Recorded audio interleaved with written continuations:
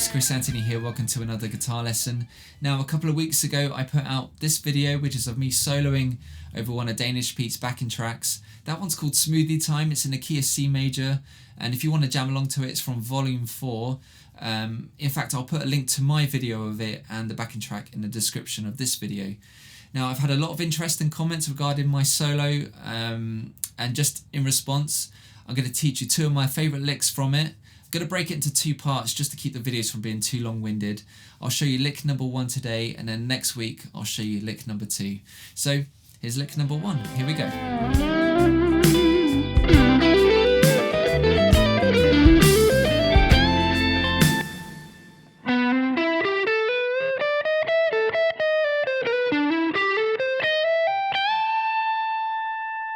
So this lick kicks off with a C major 7 arpeggio. And what this is doing is highlighting the chord tones of the C major 7 chord played underneath it in the backing track. I'm in position 2 of the C major pentatonic. I'll make sure to highlight the scale shape in the diagram. But your starting point here really is just to find your root at fret 10 of the D string. This is visually kind of what I'm using as my reference point, just for the key that I'm in. And what we're going to do is hammer from fret 9 to 10 on the D string.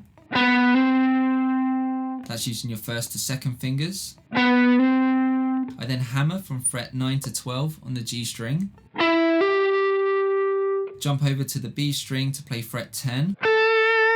Although this note isn't part of the C major 7 arpeggio, it kind of just adds to the fluidity of the opening of the lick.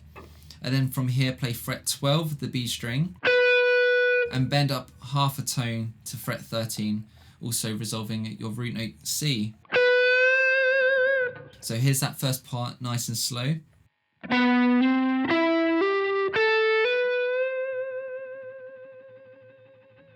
Now this next part of the lick sounds quite bluesy. It's because of the flat third interval that we have at fret 11 of the high E string. Now if you add a flat third to any major pentatonic scale shape, you in turn get the major blues scale, which sounds really nice. Now this part of the lick starts by climbing chromatically from fret 10 to 12 on the high E string. From here we then play fret 10 of the B string. We then descend this time from fret 12 to 10 on the E string. I'm pulling off from fret 11 to 10 here. We then play fret 13 on the B string using your third finger. And we finish off by sliding using your second finger from fret 11 to 12 on the B string. And that's quite a quick slide as well. So here's that part nice and slow.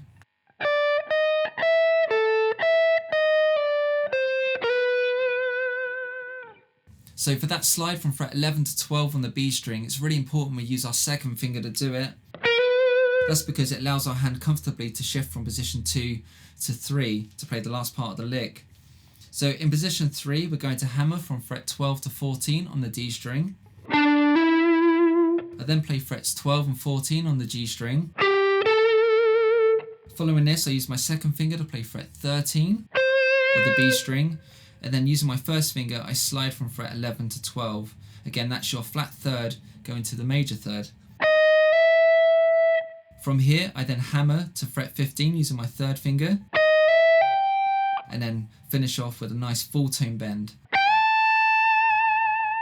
Here's that last part of the lick, nice and slow.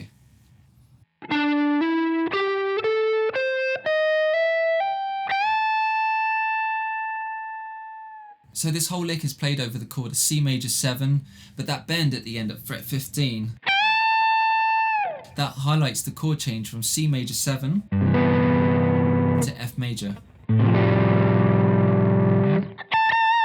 That bend is pitched at the note A, which is your major third of F.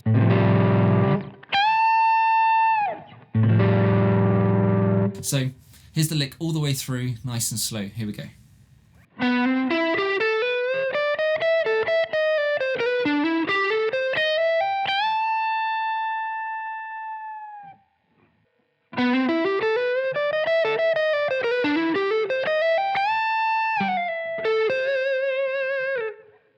Now I think it's really important that you're able to transpose any licks that you learn to a variety of keys. It just makes the material more usable so you're able to use in your guitar solos.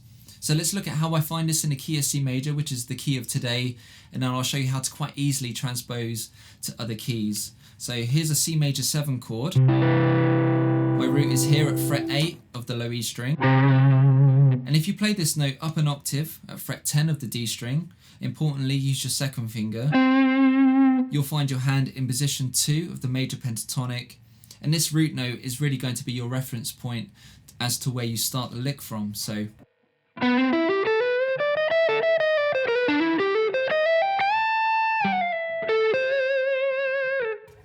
if you want to transpose this lick to, say, the key of A flat major, here's my root note here at fret 4 of the low E string, and if you play this note up an octave, that's fret 6 of the D string using your second finger, again you'll find your hand in position 2 of the A flat major pentatonic, and that root note again will be your reference point as to where to start the lick from.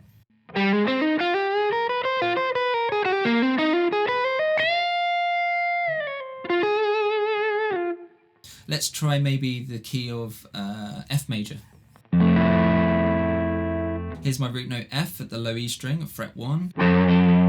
We're going to play that note up an octave, so that's fret 3 of the D string now, using your second finger. Again, my hand is in position 2 of the F major pentatonic, and that root note will be my starting point.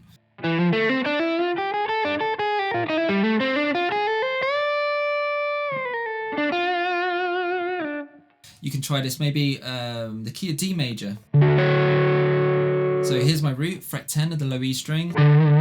Let's find our octave, so that's fret 10 of the D string, fret 10, fret 12 of the D string. Again, using my second finger, my hand is in position 2 of the major pentatonic, and that root note is going to be my starting point.